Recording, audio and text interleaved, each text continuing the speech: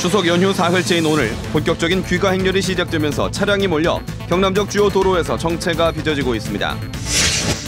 위치 선정을 두고 갈등을 빚었던 창원 위안부 소녀상이 이번에는 관리 책임을 두고 창원시와 민간단체 사이에 논란을 빚고 있습니다. 한산도와 사량도 등 남해안 섬에 섬과 섬을 연결하는 다리가 잇따라 놓여 교통과 생활 편의는 물론 관광 상품이 되고 있습니다. 화재로 불타 없어졌던 농월정이 12년 만에 복원돼 수려한 모습을 되찾았습니다. 조선시대 정자의 보고로 불리는 지리산 자락 계곡에 탐방객의 발길이 잇따르고 있습니다.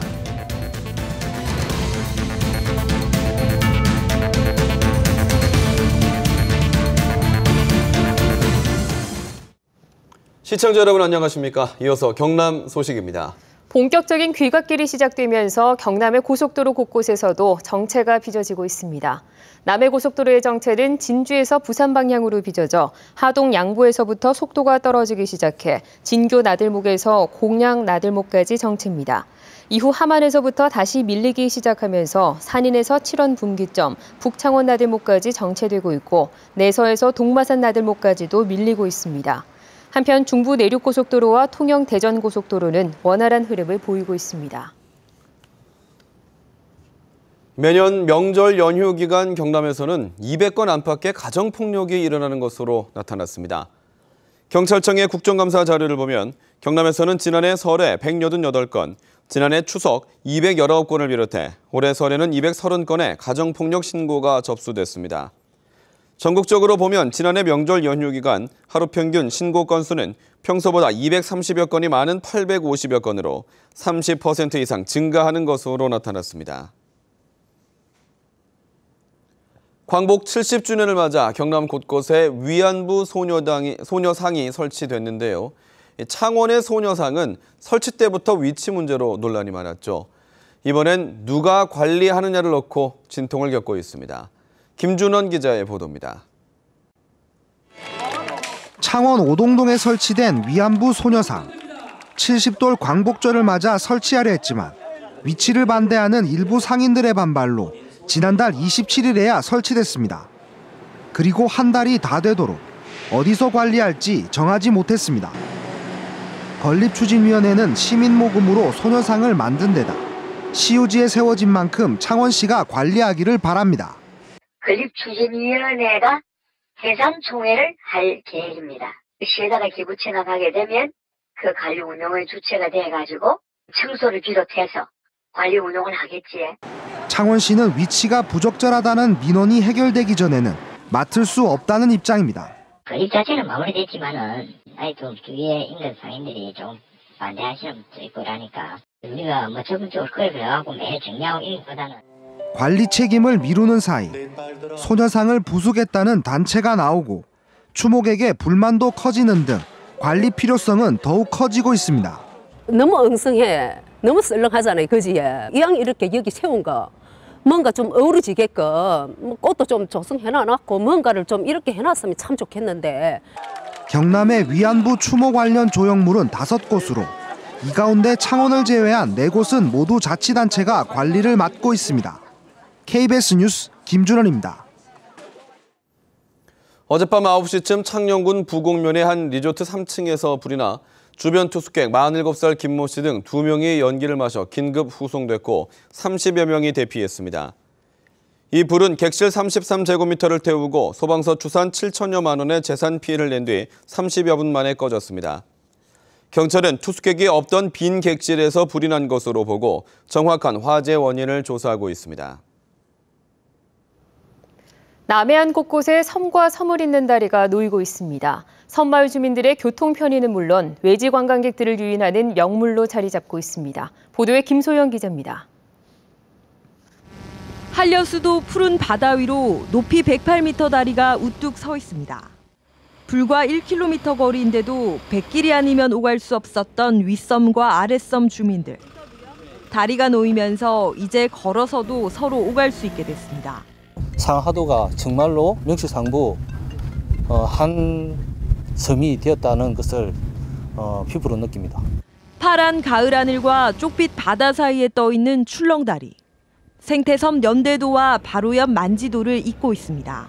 한 걸음씩 내디딜 때마다 마치 파도처럼 출렁이는 다리가 시원한 바람과 함께 걷는 즐거움을 더해주고 있습니다. 명물 출렁다리를 걷기 위해 주말이면 1000명이 넘는 관광객들이 찾습니다. 바다 위를 허공을 걷는 기분에서 상당히 기분이 좋네요.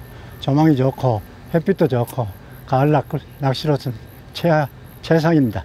한산도와 부속섬 추봉도를 이으며 7년 전에 세워진 연도교.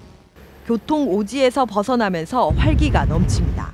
전에는 요 나르선 건너서만 이제 왔다 갔다 했는데 마음대로 오고 싶을 때 일내놓고 왔다가 갔다가 그러니까 좋다. 섬과 섬을 잇는 다리들이 외딴 섬에 활력을 불어넣으며 남해안의 명물로 떠오르고 있습니다. KBS 뉴스 김소영입니다. 함양의 화림계곡에는 조선시대 정자들이 줄지어 들어서 있습니다. 이 가운데 최근 농월정이 복원되면서 제 모습을 찾았는데요. 탐관객들의 발길이 이어지고 있습니다. 송금한 기자의 보도입니다. 100여 년 전 세워진 조선시대 8개 정자가 줄지어 늘어선 함양 화림계곡. 거연정은 자연 그대로의 우아함을, 동호정은 궁궐한 정자의 형태로 화려함을 담아냅니다. 이 가운데 12년 만에 모습을 되찾은 농월정. 경관이 가장 수려한 조선시대 대표 정자로 꼽히지만 2003년 화재로 소실됐다가 최근 복원됐습니다. 이 정자의 앞에 청팽의 너럭바위에는 월암이라는 정말 달이 내려와서 쉴 수 있는 그런 연못의 뜻이. 밤이 되면 너럭바위의 웅덩이들에 수십 개의 달이 반사돼 비쳐 정자가 떠오르는 것 같은 절경을 자아낸다는 곳입니다. 병자호란 때 인조의 굴욕적인 강화에 벼슬을 벌인 지족당 박명부가 세운 정자로 전해집니다. 조선시대 선비들의 발길을 따라 걷는 화림동 정자계곡.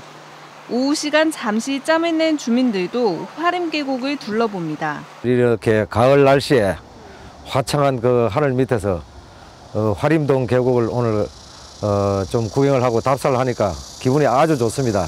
바쁜 일상의 느린 걸음으로 휴식을 만끽하려는 사람들의 탐방이 이어지고 있습니다. KBS 뉴스 송금환입니다. 올해로 20회를 맞는 부산국제영화제 개막이 이제 일주일도 채 남지 않았습니다.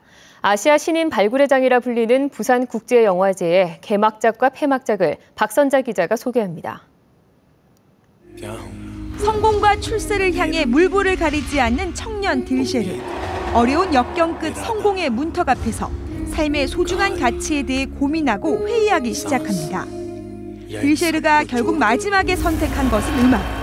음악인이었던 아버지를 통해 위안을 얻고 삶의 방향을 찾습니다. 인도 모제즈 싱 감독의 첫 장편 영화로 신인 감독의 데뷔작이 개막작으로 선정된 것은 처음입니다. 탄탄한 스토리뿐 아니라 시크 음악 등 인도 음악의 진수를 엿볼 수 있습니다. 요소로서의 음악이 아니라 주인공이 그 삶의 가치를 깨닫게 되는 그런 의미 부여를 하는 그런 작품이고요. 관객 여러분들께서 역대 부산영화제 그 개막작 가운데서 가장 아마 재미있게 보실 수 있는 작품이 아닌가. 중국 산골 마을의 청년 한총이 오소리를 잡으려고 설치한 폭약을 이제 막 이사 온 라홍이 잘못 밟아 숨지게 됩니다.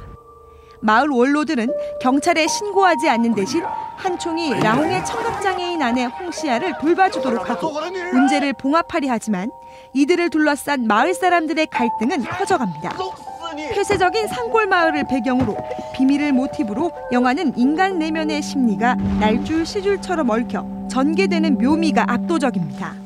개막작은 한마디로 말씀드리면 감동입니다.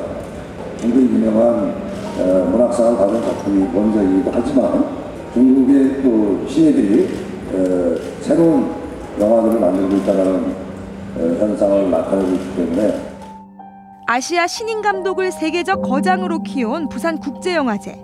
20회 영화제의 개폐막작은 다시 영화제 초심으로 돌아가 신인 발굴에 적극 나섰습니다. KBS 뉴스 박선자입니다.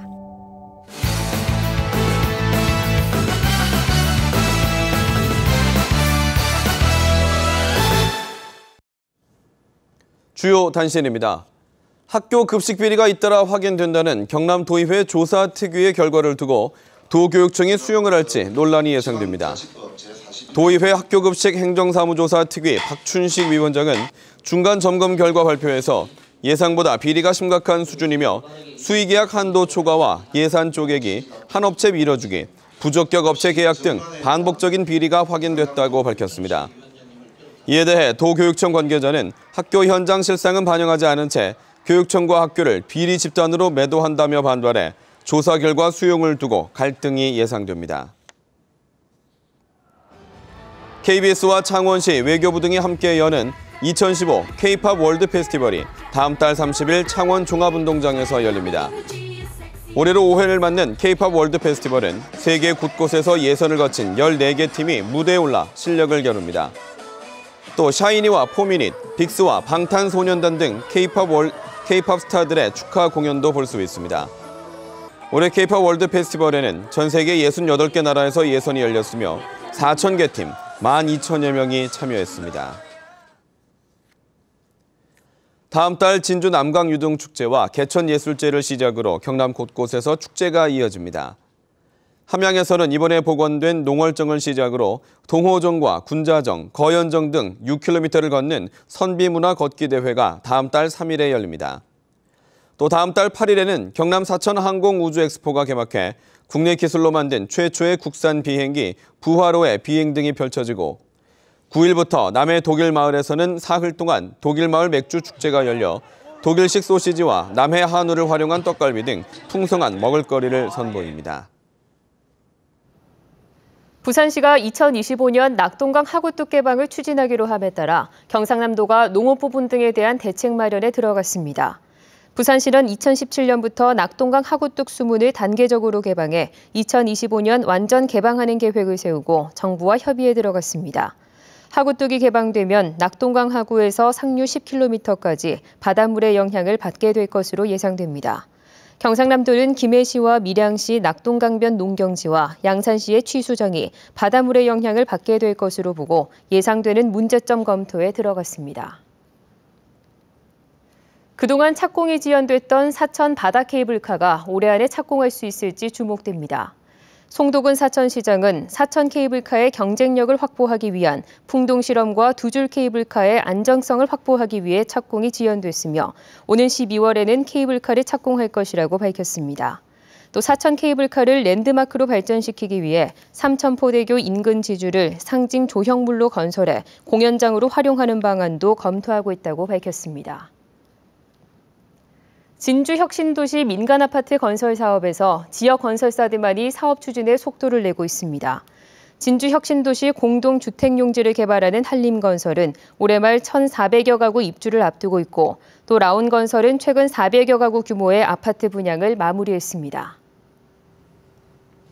경남 소식이었습니다.